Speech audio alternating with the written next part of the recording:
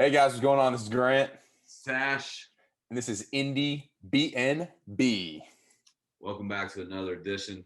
Tonight we have Brother Moses on. They're from Brooklyn, New York, by way of Fayetteville, Arkansas. Great time, great band. Need to check them out everywhere that they can be found. Got some more pretzel talk and a little woo pig suey. So, as Grant would say, Roll the motherfucking tape.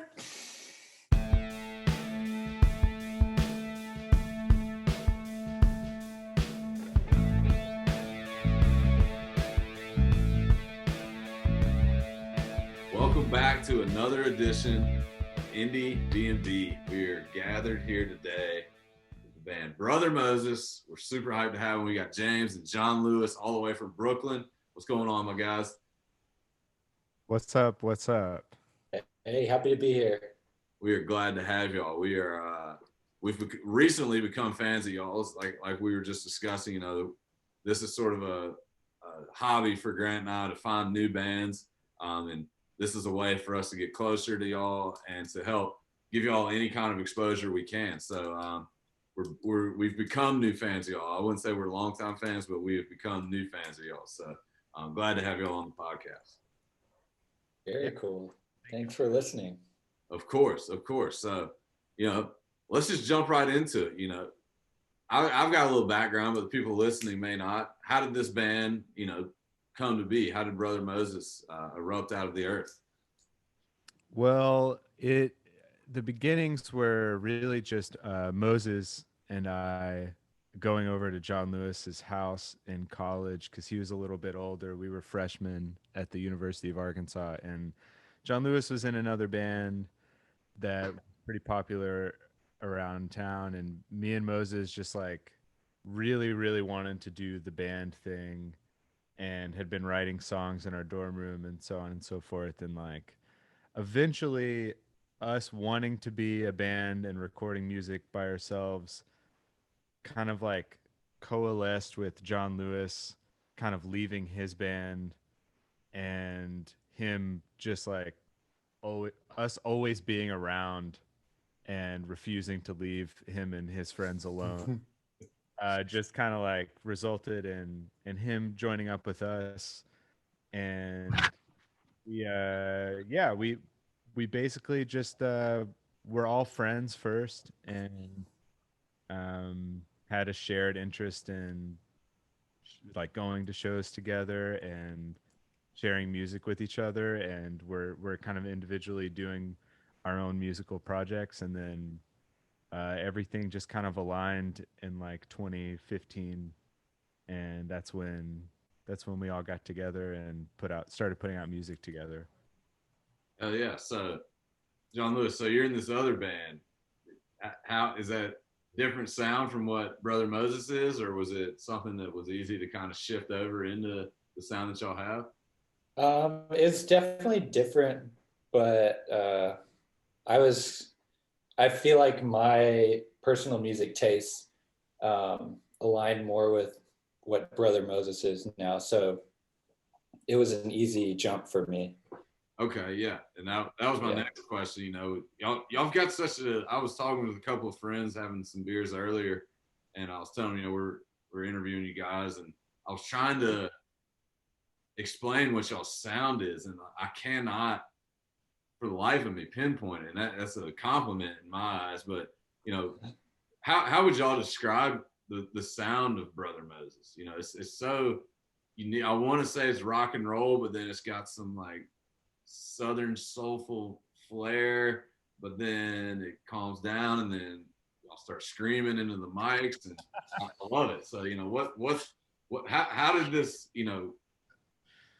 I'll start with not only how would you describe your sound, but how did the conglomeration of all y'all getting together create this sound? I mean, that's really what the sound is. It's just like a weird combination of all of our musical obsessions. Like uh I'm super obsessed with like turn of the century and around like I think John Lewis and I have like a pretty similar palette of like just being obsessed with like indie music when we were growing up. And then but then I also have like kind of a more like a deeper tie to maybe like a little bit heavier kind of music or more abrasive, and John Lewis has more of an affinity for like 80s pop and stuff like that than I do. And then Moses is like comes from a background of like really loving uh like jazz and bossa nova music, and Corey, our drummer, is like super funk inspired and really like groove heavy guy in all of his daily listening. So I think that, like most people just call us like indie rock, and that's totally fine and easy to like slap on there, but I think like all of us just kind of heavily bring our influences to the table, and we try to like put them on full display whenever we can. So it does tend to get like kind of eclectic, but we like to think it maybe can all live together inside of the songs. Yeah, and like what for those listening, who plays what instruments in y'all's bands, and who sings, who doesn't sing, who plays what? So I sing primarily and play like guitar while I sing, or like live. That's typically what I'll do. And then I play guitar.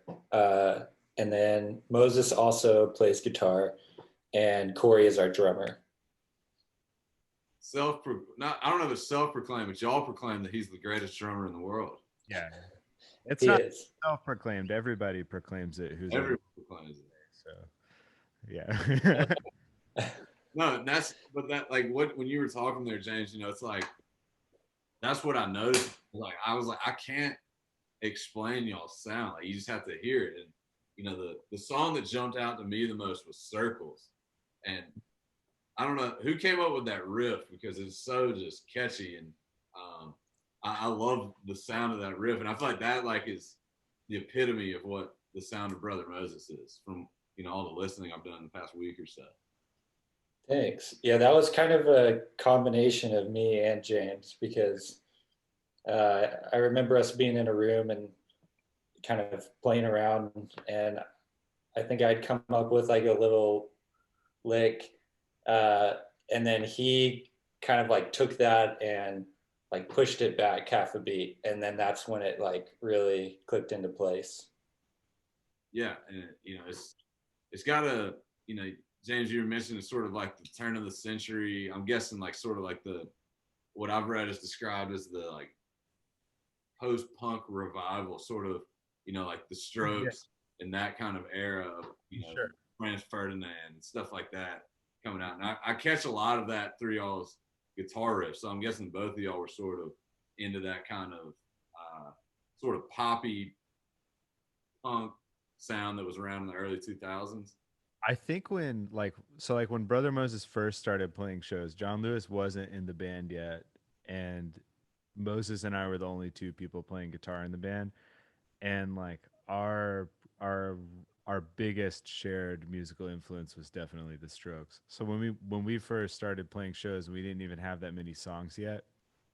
We covered at least two Stroke songs at like early days. Like Moses and I like really learned how to like play guitar together by like covering Stroke songs and stuff. And then when John Lewis came into the band, he like already kind of had a signature tone that he'd been working on like for forever, and it was really different than like the grimy kind of like stripped back uh more just like not really a whole lot of pedals going on sort of thing that me and Moses had going. And so he just added this new layer on top of that. And then we've since kind of like more risen to where he's been. Because John Lewis, I think you would say you probably come from maybe like 10 years later than that, like a more like a Vampire Weekend, broken social scene, like more of like Sure. shimmery thing. Local Natives probably was a big one for John Lewis too. So it was like Yeah. our guitar sound definitely is like kind of like where those two parts of indie rock meet, I feel like. On our past music, yeah. Yeah, and I'm most people who listen to this probably aren't as curious as I am, but what goes into creating that tone for you? What's your setup look like? Well, I could. Do you want me to just like start listing off pedals? Yeah, or we can start with your guitar, we can start with your amp, whatever, and Yeah. I mean, give us the I'm a meat big and potatoes, I guess. I'm a big Fender guy, so I always play through like Fender amps. Um, I like to have just like kind of a clean slate to work with, and then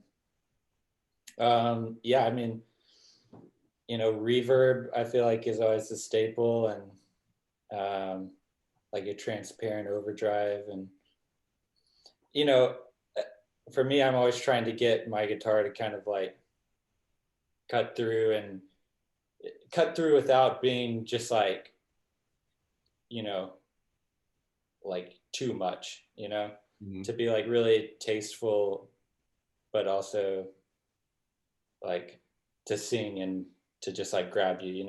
So Well, I don't definitely does. know. Like I said, that riff on Circle is so catchy, and uh, what kind of goes into y'all's songwriting slash recording? I don't know if y'all write songs as you record or if you have them already written, but like what's the creative process for y'all? Does someone show up with a riff, or someone show up with some lyrics, or what is it for y'all?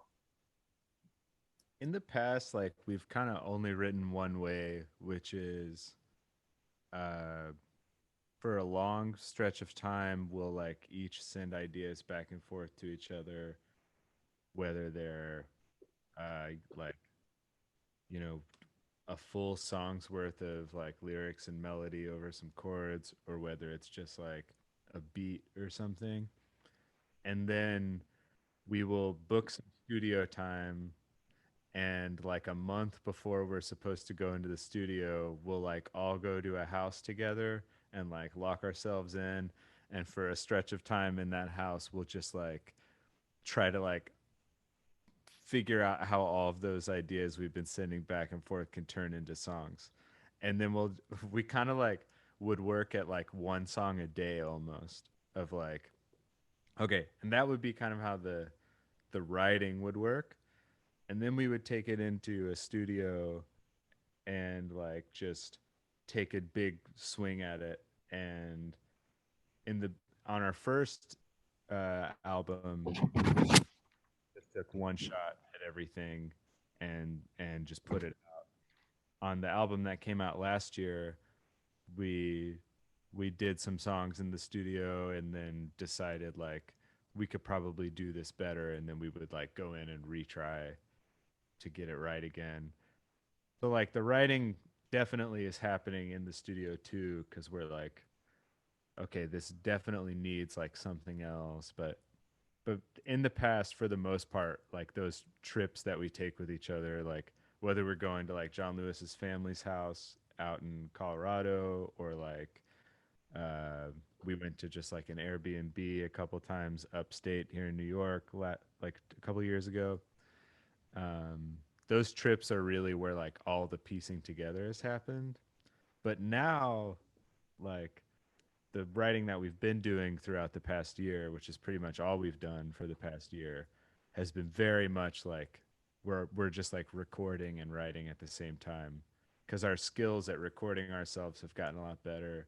So now we'll like go to Corey's house and just work on songs and be, writing and recording at the same time. And we probably still will go into a studio at some point for some part of it, I'm sure. But like we've been we've been like crafting songs for a year continuously, whereas like in the past we would do that like crazy like slammed together for 4 days thing and try to make, which is always really fun and stressful, and had a lot of inspiring energy about it.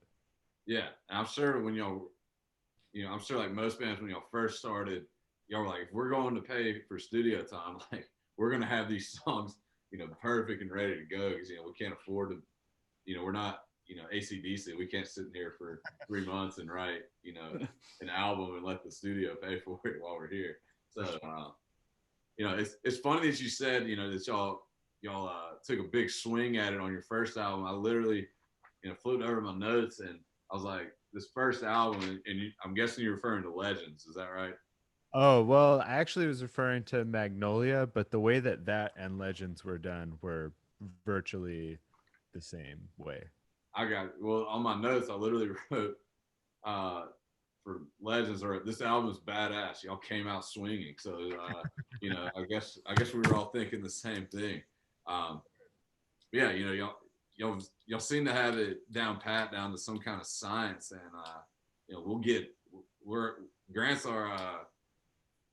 are basically our in-house music video guy, but I wanted to talk a little bit about the creative process for y'all, but beyond the music, y'all's album covers are outrageous, but I love them. Like the Legends one with the old guy and the like Robin Hood, who the hell came up with that? That would be me. So that guy is actually my grandpa, and we were just kind of like throwing around ideas for the album art, and I just had this idea based off of the what's that guy's name? William Teller. Yeah. Is that right? Yeah.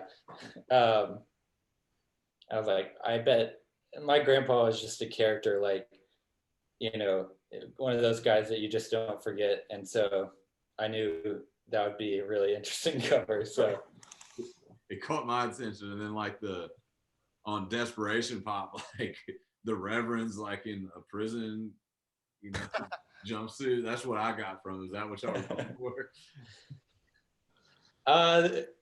We were going for like choir robes, but hey, each person's interpretation is valid. More than anything, we just wanted it to be like a really bizarre collage that just felt really like out of like we were just trying to like I don't know. I'm speaking for John Lewis here, but I remember at the time the conversation centered a lot on like we had this like bizarre photo of us, which is from when we were shooting a music video where we were all wearing choir robes, and it just looked so like weird and unnatural, and uh, I don't know, like the clash of like the four of us, we're like standing on a subway platform, and it's so like grimy, and but we're in these like glimmery red robes with the like little binders out, like we have something really serious to say. It seemed to kind of match the tone of the songs, I think, where it's just like this kind of like contrast, like shiny and grimy sort of thing. Yeah, that I noticed that in that album, like just kicking it off with Sam and Diane. What I got from that, just listening to the lyrics, it sounds like was quarantine, based, and it spoke to me because my wife had never seen Cheers before, and she decided at the beginning of quarantine to start watching Cheers, and I related to the song because it would keep me up, like that the end credits of Cheers where it's like the real like sad like that would wake me up like every 30 minutes, and so I was like, I can kind of relate to this. Like, yeah, you can't turn off Cheers. So what was the inspiration behind Sam and Diane / Desperation Pop in general? Well, all of those songs were like that we put out the album on March 6th, 2020. So like all those songs were like conceived of way pre-COVID. But it is really weird how I use the word face mask in that song, and that it came out on that album at that time, like a week before everything shut down and everybody started wearing masks. I was like referencing like more like a football face mask, like something that you wear to like protect yourself. But like what's so funny about that song in particular is I think a lot of the imagery in it, I wasn't like intentionally referencing this book, but I had just read this book called 1004 by Ben Lerner, which is like set in New York, and the two like the main character is going through all this turmoil with like this relationship, but also there's like a horrible storm about to hit the city, and he's like staying over at this person's apartment because like a huge storm is going to hit the city and everybody's going to lose power. And it had that book definitely has this kind of like apocalypse vibe to it. And it's so weird because like literally a week ago, I was like, dang, I should reread that book because it's about like New York City going through like a weird apocalyptic-ish period of time, which we've all, like John Lewis and I, have now gone through for the past year. And I was like, man, I can't believe like I read this book before COVID and it resonated, and now I'm gonna reread it and it's definitely gonna hit hard again. And that book informed kind of the characters in that song, even though the characters in the song are really just based off of like Sam and Diane in Cheers versus how I felt about like a relationship that I had in my life where I thought it was very Sam and Diane ish. But I do think, I don't know, it's just weird how those lines get drawn. Like that book inspired that song a little bit, and then both that book and the song wound up being kind of like like weirdly prophetic feeling. Yeah, and Cheers ended up being like the most watched show during quarantine.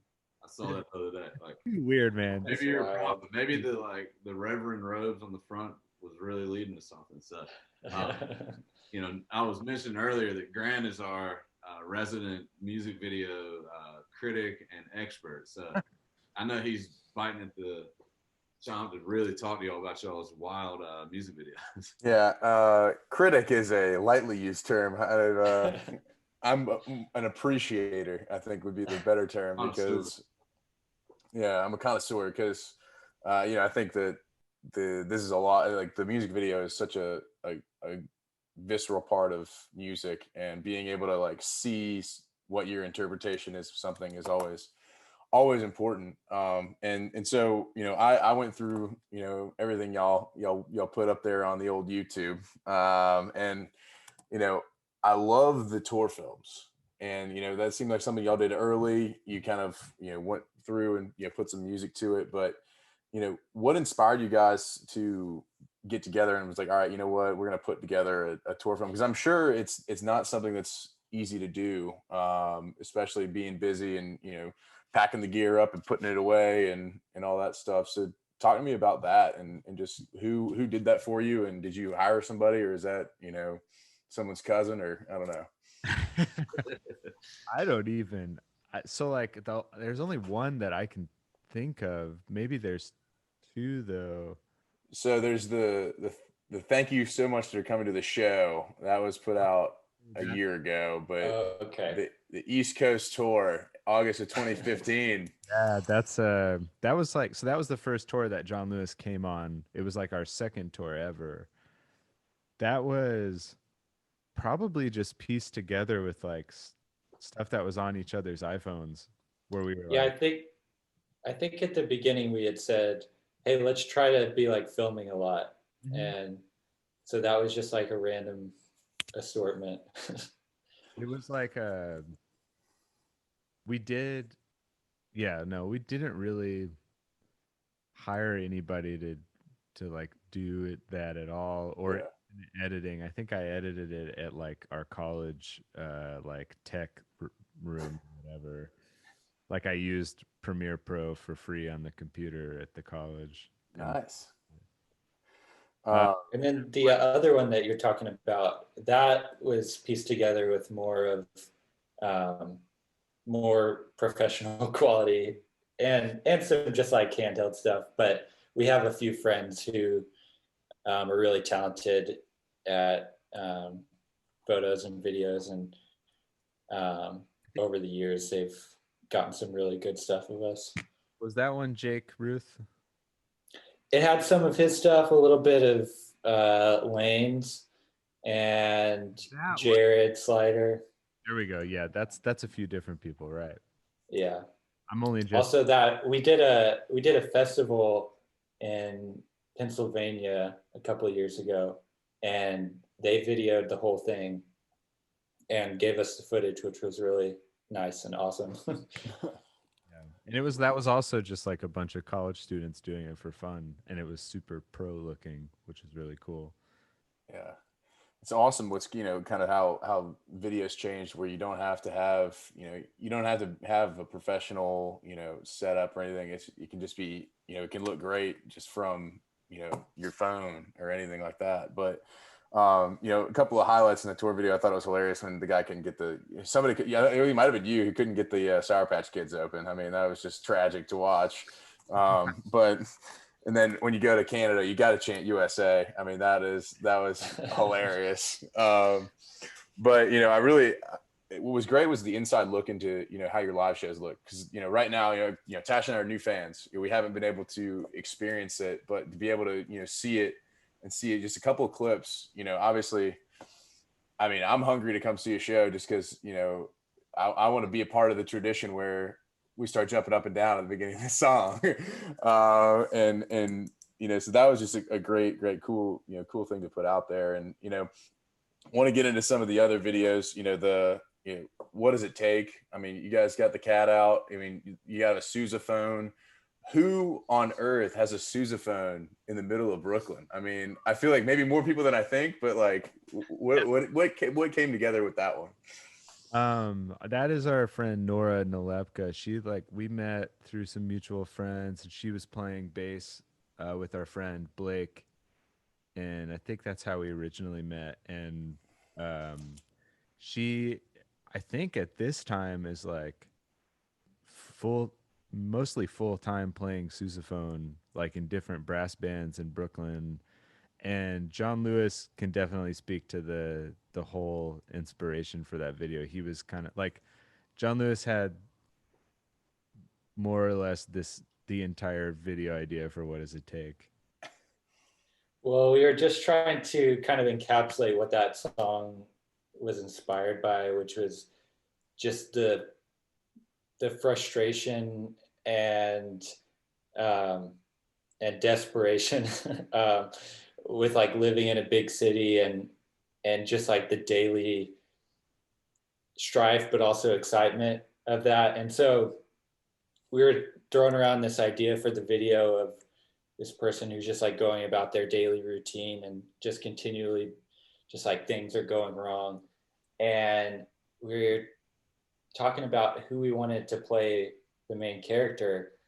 And James and I were talking about it, and we decided like, oh, if Nora is down to do it, she would be great in it. And then we were thinking about it. We're like, we can't ask Nora to do it and not like utilize her her tuba skills, because she's always like just playing around. She's in a few brass bands, and they'll just be like playing at the park every weekend. Yeah. The only friend that I run into in Brooklyn, like, unless I'm like directly in somebody's neck of the woods, like Nora's the only person I've ever just like run into on the street multiple times carrying her sousaphone. She's just kind of like everywhere all the time playing. So yeah, so that was like a really cool experience. We were kind of just like setting up these situations and then just kind of like following her lead. Mm-hmm. Gotcha. Who let I mean, like, did the cat, I mean, it seems like in the music video, it was like a play that the cat got out, but like, I mean, did the cat actually get out during the shoot? I mean, do we have to go chase that thing down or what? So that video, the bathroom floor video, was kind of my brainchild. And I was like trying to explain to John Lewis and somebody else in the band, like my idea for the video, which was just that me and my wife were house sitting for her aunt and uncle who have this like big, beautiful house in Brooklyn. And I was like, oh, we should use this house somehow. And maybe the video could be, they have like this chair that goes up and down the stairs, like a people mover chair. I was like, we could use that in the video. That would be cool. Maybe we could bring, we wanted our friend who was dating the girl at the time who's in the video. We wanted him to ask her to be in it because she's a professional actress. And we knew they had a cat, and I was like brainstorming ideas that the cat could be involved. And then it occurred to me like, well, that would be kind of bad, like if we were trying to do a scene with the cat and the cat got out. And then I was like, oh wait, what if at that point, my brain just kind of took a hard left turn, and I just decided, like, okay, no, what if halfway through the video it turns into this meta thing where it's like all of a sudden you're not in the music video anymore. You're like in our shoes making the music video when the cat has gotten out. And it was kind of like, I think like I maybe went like 2 levels too deep with it, but because Conception. but it was really fun, and I definitely think it maybe is a little bit convincing that something did actually go wrong because it's so hectically filmed. But Yeah. Nothing's worse than looking for the cat. Grant and I spent last weekend looking for our buddy's cat for a solid 35 minutes. It was inside the whole time. Yeah, dude, that was unbelievable. video. It was tough, but and then Someone Make It Stop, one of my favorite songs you guys have, with the the intercuts with Groundhog Day and just the whole theme of the song. I believe I wrote down live in repetition like Bill. I get to like Bill, I get it right. I butchered those, but I mean, sorry. But I love I love that idea and just how did you guys come up with that and get it? And I watched how the song was made, but it's not how the lyrics were made. So tell me a little bit about that. Well, John Lewis really I had written the lyrics for the song, which were just kind of about like wanting to be able to hold on to time a little better and not like waste precious time that you have with people that you care about. And then I think the line about Groundhog Day was already in the bridge, right? Mm-hmm. And then John Lewis actually sampled Groundhog Day in the song in a very subtle way that would keep us from getting in trouble. But actually, it's like kind of insane that we haven't gotten in trouble for it, being that not only is it a sample of the movie Groundhog Day, but it's also a sample of a very famous song. But like kind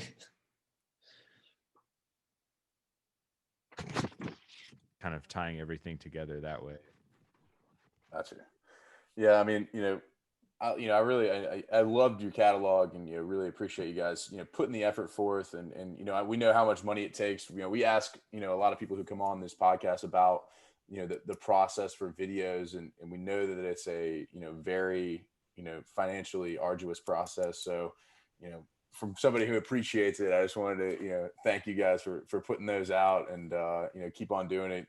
Love the new videos as well with the lyric, the visualizers and Only Living Boy and everything. So I mean, keep doing what y'all are doing on that front. Really crushing it.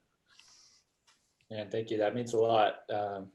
It's definitely always a struggle, but we've been really lucky to have some friends who are willing to work with us for good rates to make the dreams work. Well, I don't want it to be undersold either that John Lewis like pretty much take every visual part of our band under his wing in like whatever way he can. Like he edited the entire What Does It Take video and edited the Only Living Boy video. He made the entire visualizer. Like what's truly invaluable is having somebody in the band who can do all of those things, not just like at a level where it passes, but like at a level where other people think that we hired somebody who just does that to do that. It's insane that like our guitar player does that. It's kind of crazy, and we're beyond blessed and fortunate to have John Lewis doing those things. Give it up for John Lewis. All right. Don't make them blush. So speaking of sampling, I don't know if it was a sample, but the burning question I've had the whole time, Jeff Goldblum, what in the hell? What is that? Where did that come from? Is that real?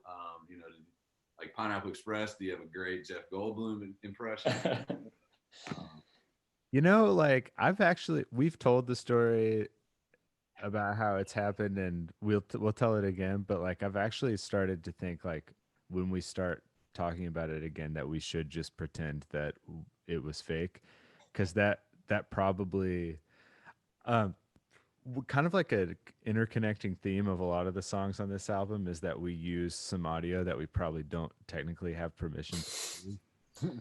And somehow we've been totally fine, even though like, I mean, it's not like hundreds of millions of people are listening to the songs, but it's also not like nobody is listening to the. Yeah. Yeah. So like it has been interesting to see, that we haven't really gotten in trouble for it. But we did meet Jeff Goldblum in Los Angeles while we were making Legends. We like went to go watch him play at a jazz bar because he's an incredible pianist, like jazz pianist, and also just like he's like a he's just an entertainer. Like, I mean, I think a lot of famous actors probably are like this, where like their entire personality is just like entertaining people. So we went to go see him do his thing at this like tiny club, and afterwards we had this whole plan of like, we're gonna get him to say something and we're gonna put it in one of our songs. And we didn't end up using it for like 4 years, partially because we were scared to, and partially because like we didn't really know how it would fit in. But like that song, "What Does It Take," is just like so absurd, and at the end it was gonna have this like really funny like resampled version of the song playing to end the song. And we were like, this kind of sounds like it would be in the background at the bar where we met Jeff Goldblum. What if we put his voice on top of it just as this like surreal, almost like a palate cleanser to like finish, like close out the loop of that song being so bizarre. Like, let's just slip in the Jeff Goldblum things so that people are like, okay, this was a whole suite of weird ideas. And we just really liked how it fit in between "What Does It Take" and "Someone Make It Stop," which starts with the Groundhog Day, like Sonny and Cher thing. So it all just kind of clicked, so we decided to use it. But yeah, that was the story. It's not like we didn't like meet him by chance. We knew he was gonna play at this bar. We bought a table that was close to the stage so that we could definitely talk to him. Like, but the fact that we didn't end up using it for like 5 years is the crazy part. That we were just like sitting on that for so long, not doing anything with it. Yeah, I'm sitting on our couch last night. I'm listening to y'all's music, taking some notes. My wife was like, "Was that Jeff Goldblum?" I was like, yeah, it was. For those of y'all that haven't listened, go on, and that's on Desperation Pop, right? Yeah. Yeah, I'm go all, on. I'm also gonna throw out here a little indie B&B exclusive. Oh, Like, we that is not the only recording that we have of a famous actor saying that sentence. Like, we have another one that we still haven't figured out what to do with it, which is insane that we have a second one. I won't say who it is, but like we do have another one. I don't know when we're gonna use it, but yeah. yeah, we'll have to like put that in like the comment section. We'll see if anyone can guess who it is. Maybe they get a free Brother Moses T-shirt in like 5 years when y'all. Yeah, yeah. Anyone who's listening, you got to go listen to it. It's just Jeff Goldblum basically saying, you need to go listen to Brother Moses. Yeah, um, and yeah, just my wife just she wasn't even really paying attention. She was like reading, and she's just like, "That's Jeff Goldblum." I was like, "Yeah, I think it was." So I'll have to ask that. And what is another question I had. I get half of it now, but where did the brother part of Brother Moses come from? It was kind of a pivot because I I wanted to call the band Grandpa Moses, kind of as a joke, and then decided it would be kind of weird sounding and maybe be like making fun of Moses in a weird way. Moses like kind of I don't even really remember how like the whole conversation went, but band names are like, you know, you have to have one, and so you like look for the thing that's closest to you and just kind of try to like make it work, I feel like. So we were like, we wanted to use Moses's name because it felt like we should, because he's got a great, powerful name and personality. And he's kind of like his spirit is the spirit of the band, more or less. And so it started at Grandpa and then eventually ended at Brother because it was kind of the least creepy. Yeah, we've had this conversation many times. The band names can go many of ways. Grant's really good at coming up with terrible band names. We've mentioned, this is probably the third time I've mentioned this. I heard Dave Grohl one time say that Foo Fighters is like the dumbest name for a band of all time. Kind of every band name is the dumbest band name of all time. Like, if you really think about any of them too hard for like what they are as a word or combination of words, they are all so stupid. Yeah. I mean, so every band name is weird the first time you hear it, and then you listen to them like for an hour and you're like, oh yeah. Except for the greatest band name of all time, which Grant already knows what it is. But Duck Truck. All right, you got DT. You got trucks, and you got little ducks on them. He's really pushing this. I've been like Tash. Like, look, I'll get my brother to play the drums. Yeah, play the guitar, and like, I think I got the lead singer. I could be the lead singer of Duck Truck, and we'll open up it. We'll start playing some gigs. He's like, Grant, it's the worst band name I've ever heard in my fucking life. And yeah, but we had some fun with the Hedonistas, their band down here in Atlanta. And we were just talking about band names, and actually one of the best band names I've ever heard come out, Disciples of Doritos, DOD. And like, I was like, man, that's a good band name. Someone's gonna find that and probably take it. That's amazing. Yes, you can go in the direction of just like, your band name is supposed to be kind of funny, and then you kind of get to take the wind out of the sails of anybody who is thinking you're taking yourself too seriously, which was kind of part of ours. Was like, it feels friendly, it feels a little funny. It doesn't really matter in the end. At the end of the day, what you want to try to do is like present a strong enough like cohesion of the rest of your band outside of your name that people can just associate that with your band name. And so then your band name just means your band at the end of the day. Yeah. That's kind of what it is for every band that's actually any good. Like, you don't really fixate on the name too much. You would never hear like somebody say the word say Wilco without you immediately like thinking of their whole thing, Yeah. Well, y'all picked a very memorable name. I mean, I think there are band names that can go by the wayside that you're just like, what was that? You'll go out on a non-corona times, but just on a Friday night, you're like, what was the name of that band? I got no clue. But Brother Moses, I feel like, is something that sticks, and you can't forget it. But good to know. Why don't we hop on the Duck Truck and head over to Pete Peterson's party pack of questions? These guys, let's go. Made of, we're trying to see how fast we can get people to go. I think we might have set the record last week with Daphna. She did it in like 2 minutes. I think that y'all can top this, but we'll see. We'll see what y'all are made of. Yeah, she was unbelievable. Really locked in, and she's really focused. Very, she's an engineer, so she was just, oh, great, ready to go. But answers, so I can do one, John Lewis does one, so that way we don't spend any time waiting on somebody else to say something or something like that. We can go you first, and then John Lewis. Sounds great. And then we'll kick it off like that. But 20 questions, Pete Peterson's potty pack of questions. Of course, a lot of this or that's, and we have the most controversial question on here, which we'll get to in just a minute, and that might slow you down a little bit. We had Lowen came on here. I don't know if you guys know Lowen. She's an artist out of Nashville, but she had a pretty hot take about pretzels. So we'll talk about it in just a minute. But it was rough. So here we go. Number one, cash or credit? Cash. Cold hard cash. Yeah, cash. Okay, here we go. Ninja or pirate? Pirate. Ninja. All right. Candy corn or candy pumpkins?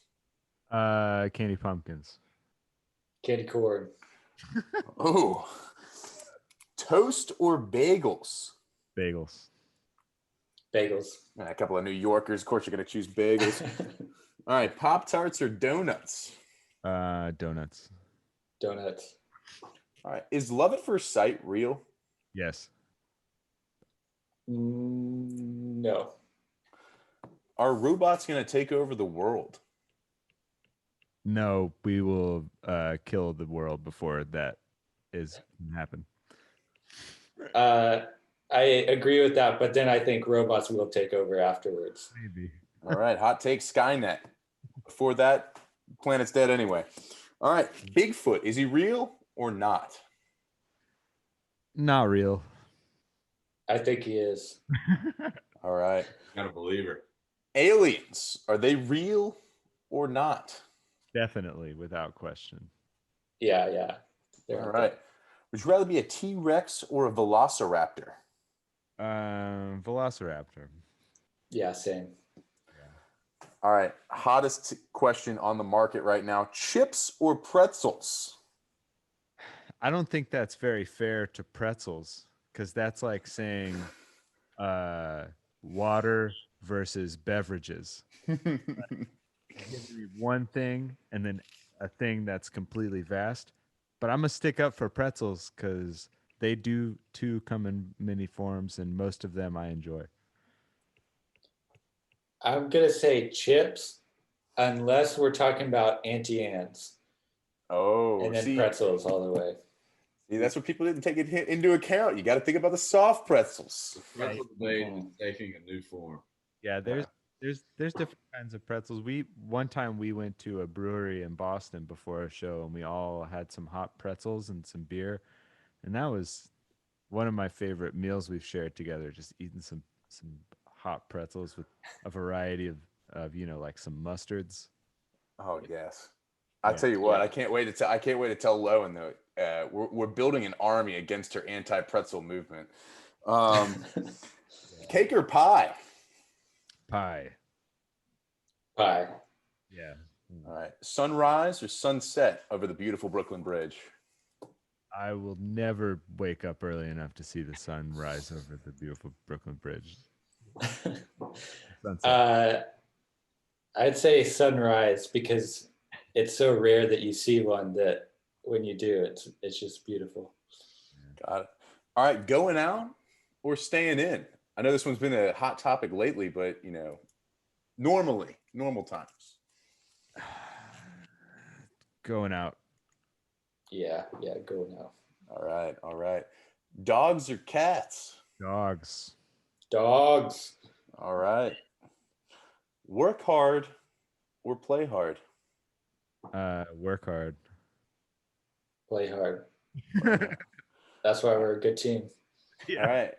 Tendies, chicken tendies or chicken wings? Wings. Tendies. All right. Beer or wine?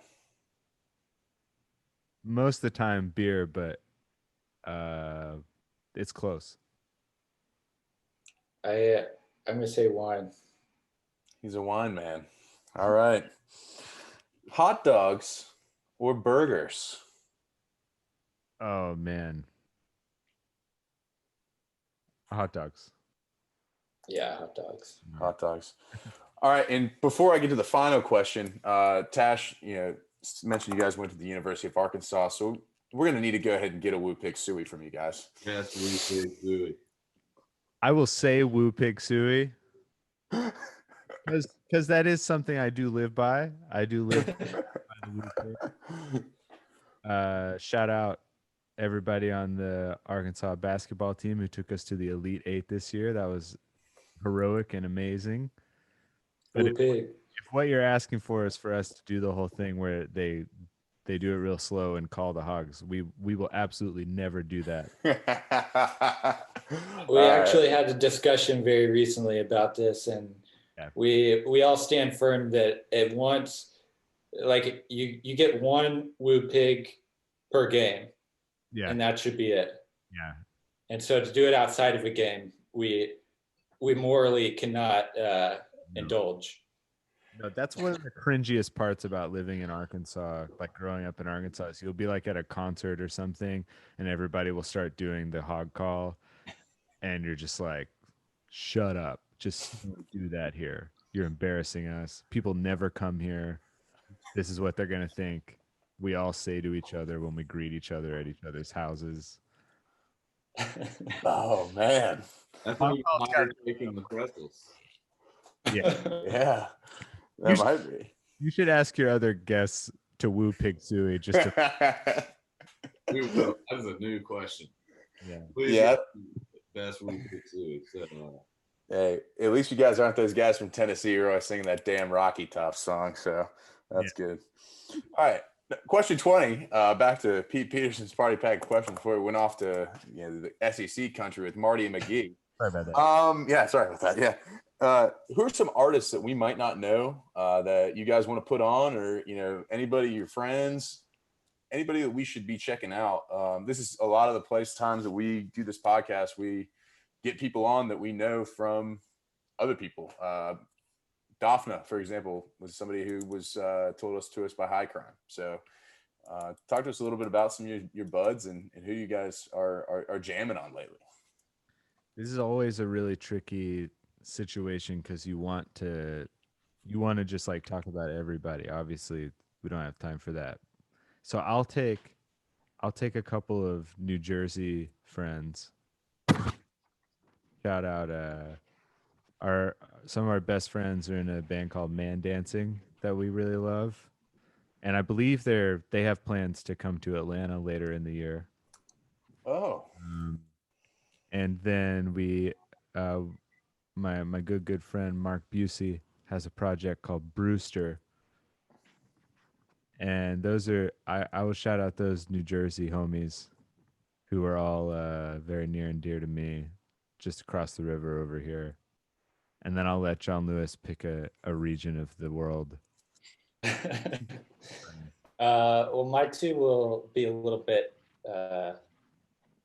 separated in terms of regions, but I think that's against the rules. Actually, I think you have to pick. They have to be from Arkansas. It's hard because we've played with so many good bands and we got a lot of good friends who play music, but I'll stick to two.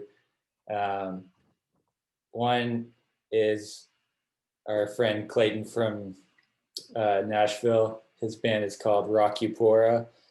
One of those guys where if you ever get the chance to go see him live, you have to. It's going to be undoubtedly one of the most bizarre and memorable shows you ever go to. Transcendent. Yeah. And then some of our friends from Boston are in a band called The Water Cycle. And if you ever just need a pick-me-up, just throw on The Water Cycle. It's just pure music. Like it has a purity to it that will just make you happy. Wow. All right. Well, thank you guys so much for the recommendations, and we will definitely be checking these guys out. Transcendent. That's a claim I've heard only from like my buddy going to see Arcade Fire in like the rain in Birmingham. So Rockupora blows Arcade Fire out of the water. Yeah. All right. Hey, I'm pumped. Like, and he also he's based out of Nashville. He's from Mississippi. He tours the Southeast frequently. I imagine, hopefully, everything continues on its current trajectory and more shows come back. I imagine y'all will get the chance to see him. I think he comes around Atlanta now and then. Well, we will keep our eyes peeled, looking for that. Speaking of which, is Brother Moses hitting the tour anytime soon? Very soon. actually. We're playing in Nashville and in Fayetteville, Arkansas, weekend after next. It'll be our first shows back in over a year. And then this summer we have a bunch of dates kind of scattered throughout the Northeast and the East Coast. And then we are working on the fall. I think a lot of people are working on the fall, kind of trying to put out feelers and see what's possible. And we're hoping to play in a lot more places in the fall. So if you want to stay up to date on it, brothermoses.org/tour is where it always is.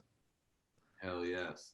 Well, hopefully we can get some Brother Moses in Atlanta, and we can get out there and get some Woo Pig Sueys. Me and Grant will be in the front row, just screaming at y'all, getting y'all, make you feel at home.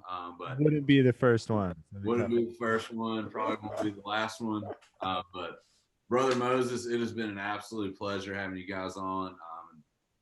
Honest to God, I hope that we can see y'all live soon. But until that time, y'all take care, and thank y'all for coming on to Indiebnb. Absolutely. Thank you, guys. This is very fun. Y'all take care, and maybe we'll have y'all back on soon. So yeah, we'd love that. All right, guys. Take it easy. Peace, guys.